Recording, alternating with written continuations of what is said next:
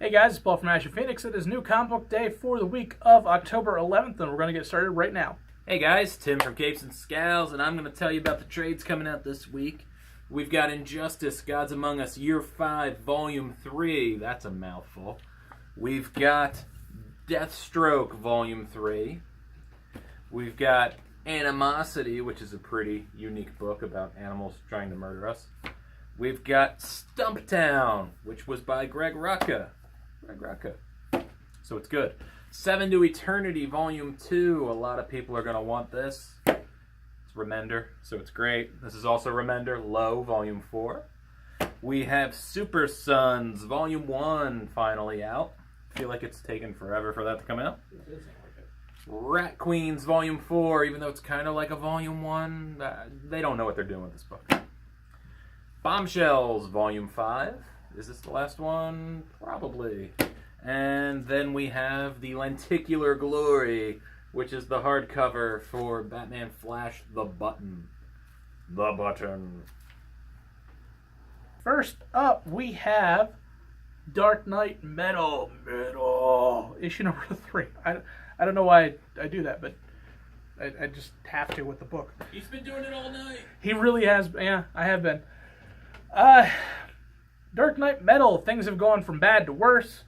Batman is gone, he's missing, and it's issue number 3, and the evil dark universe Batmans have won. Literally everything.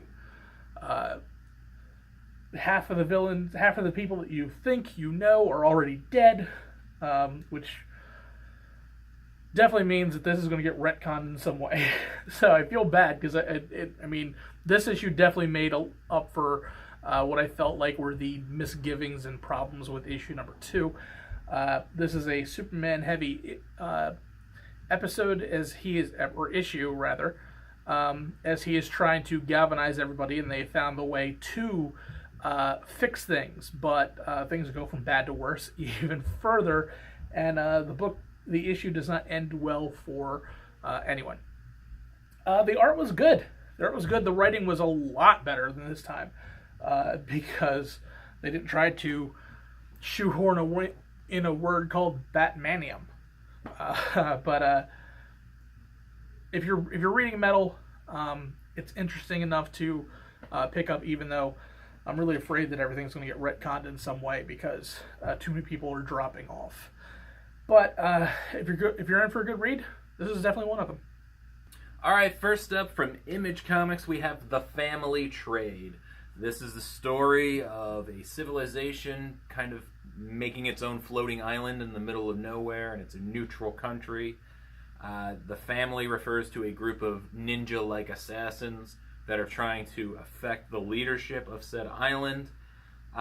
The idea is pretty good, and the art is beautiful. It's like a watercolor kind of style, but the dialogue is really bad. I really didn't enjoy it. Like, the ideas here are fine. It's just the storytelling, the way the characters interact, leaves something to be desired. But maybe I'm wrong, so check it out for yourself. But the art is beautiful. The art is like this weird watercolory kind of thing going on. Check it out. Judge for yourself. Maybe I'm wrong. Maybe your tastes are different. But, aside from that dialogue, I think it's a good book. Next up, we have Gotham City Garage, issue number 1, because DC wants to sell you more stuff. The DC Bombshell series was based on the variant covers that did so well that they're like, hey, let's make a comic out of this. They've been selling great one-off $250 statues. So they're like, hey, let's make a comic out of that too. And that's what this is. It takes place in a dystopian future, which is equal parts Mad Max Beyond Thunderdome and Total Recall. Gotham is under a bubble. It is under the iron grip of Lex and Batman. And the main character is Kara Gordon. Maybe.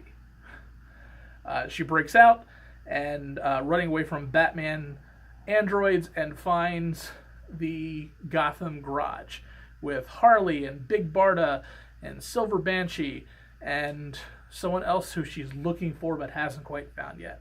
I don't know. The art was okay. The storyline was decent enough, but I wasn't a big fan of the Bombshell series just because it was a money grab, and this is strictly a money grab. This is literally creating a comic so that way they can sell more stuff. So if you want to pick it up, you can.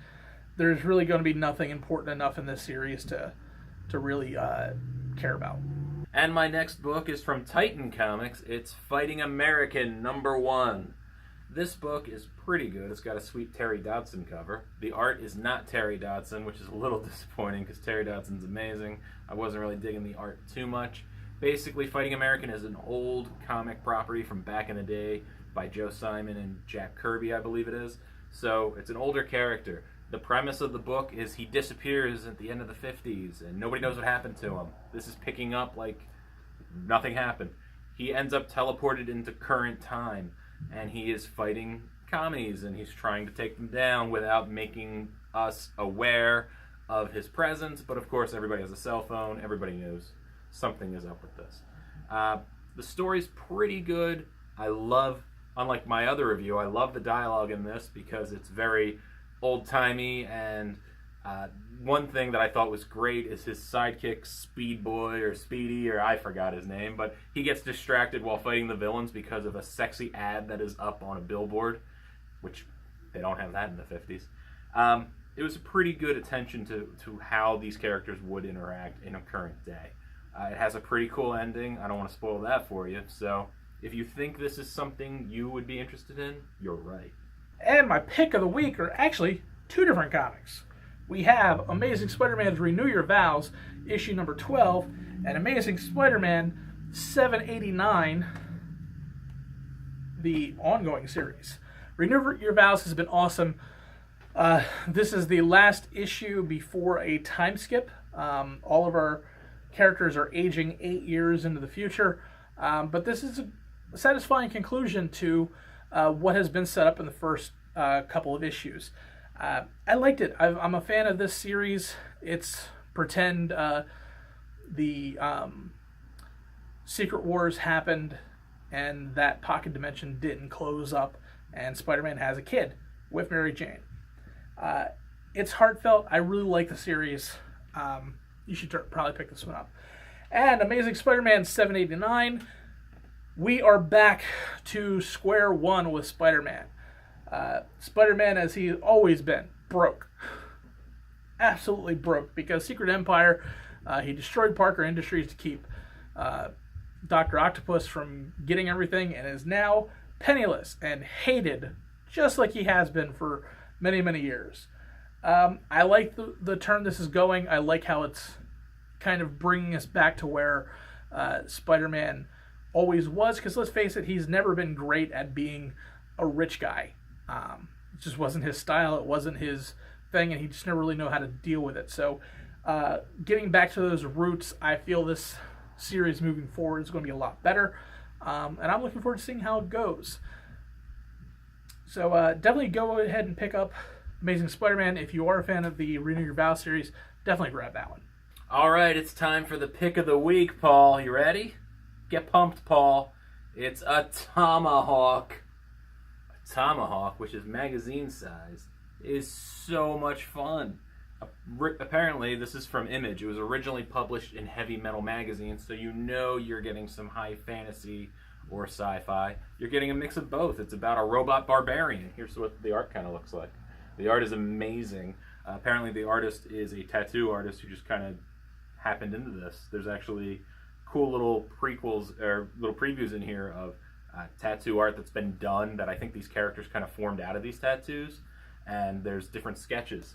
The story is about a robot barbarian that has the Atomahawk, which is fueled by gems and crystals that are found in different entities and different in the ground, in different creatures, and it is bloodthirsty, and he feeds it. And it's not as simple as just, I'm a barbarian, I hack and slash. He's called the Cyberberserker.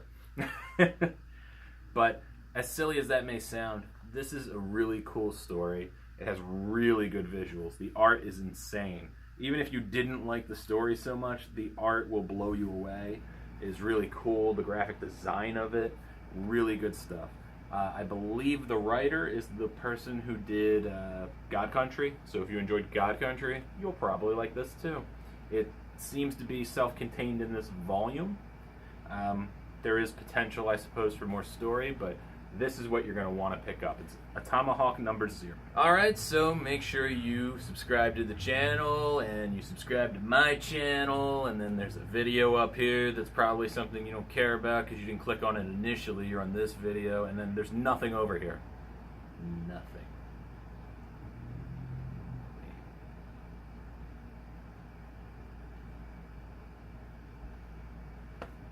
And that is it, guys. We're done for the week, another week down. We appreciate everybody showing up, and we will see you guys next week.